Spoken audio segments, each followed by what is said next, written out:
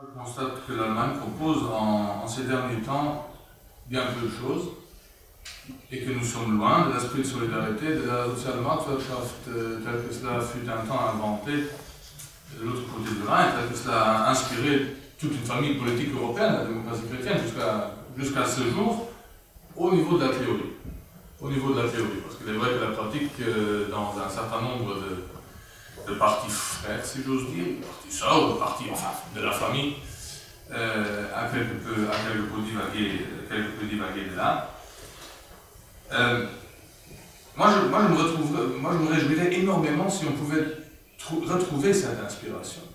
Parce que je considère que la spécificité d'un modèle économique européen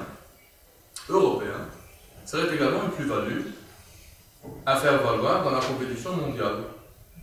Nous n'allons pas rivaliser efficacement avec, aujourd'hui encore la Chine et l'Inde, demain peut-être toute l'Afrique, qui produira des choses durablement moins chères que nous. Nous n'allons pas nous remettre à redonner du travail à des millions de gens qui produiraient en Europe des baskets ou des t-shirts ou je ne sais pas quoi à coût moindre. C'est relativement inconcevable. Nous avons un modèle économique et social à offrir qui pourrait très bien, à mon humble avis, inspirer plus que les Européens et au-delà des Européens. Ça requérait pourtant que nous renoncions à une autre folie. Ça, c'est la folie du tout investissement étranger direct. Je constate par exemple maintenant, on a imposé à la Grèce la logique de devoir privatiser. Le Luxembourg a une société de satellites bien connue. Et Hellasat était avant. Hellasat n'a pas été acheté par la SES. Hellasat a été acheté par Arabsat, la société des satellites d'Arabie Saoudite, qui simplement a mis sur table 50 millions d'euros de plus que ce que SES pouvait raisonnablement offrir, non pas parce que ça le valait, mais parce qu'ils voulaient Hellasat. C'est leur première porte d'entrée dans cette partie du monde, dans ce domaine, et comme ils peuvent se le payer, ils l'ont fait. Il n'y a aucune mobilisation des ressources européennes pour contrer ces phénomènes.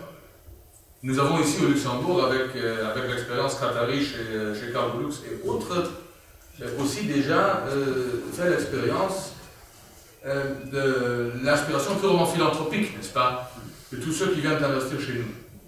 Chez nous, Grèce, Chypre demain, en ce qui concerne non seulement nos amis russes, et ainsi de suite, mais il n'y a pas de mobilisation européenne des ressources. Mais malheureusement, pour cette mobilisation européenne, moi je considère, et je continue de considérer, contrairement à mon Premier ministre, mais comme il a établi lui-même que nous étions tout à fait en droit d'avoir des opinions divergentes avec lui, je me permets de le faire. Moi je reste d'avis qu'il faut une intégration européenne nettement plus poussée pour pouvoir parvenir à cette sorte de mobilisation, à cette sorte de poussée.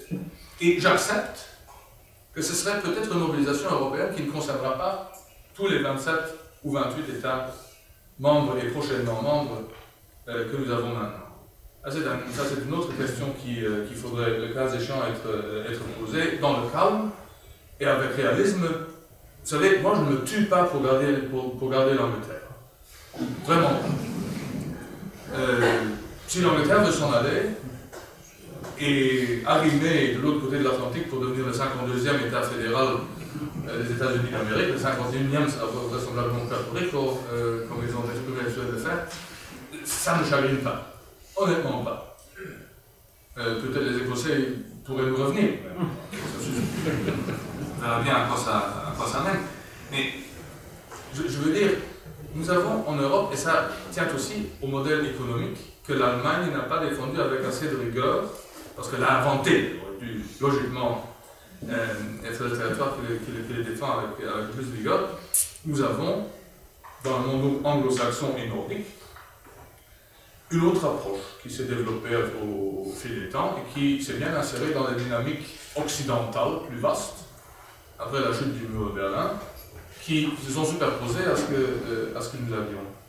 Mais c'est l'une des folies les plus remarquables que j'ai pu noter à cet égard, c'est qu'il y a eu une alliance entre Mme Merkel et M. Cameron pour les perspectives financières pour l'Union européenne, avec pour effet de faire diminuer pour la première fois de l'histoire ce piètre budget européen qui de toute façon ne représente qu'un point de pourcent du PIB de l'Union. Une telle alliance sur un tel sujet veut dire que durablement je crains que l'économie sociale de marché et toute l'idée de solidarité qui allait avec pour l'ensemble du continent n'a plus son domicile naturel au sein de la CDU qui risque de gouverner durablement. Je devrais m'en réjouir. Et je n'ai rien contre. Et je souhaiterais qu'elle retrouve un peu de l'esprit de ses origines.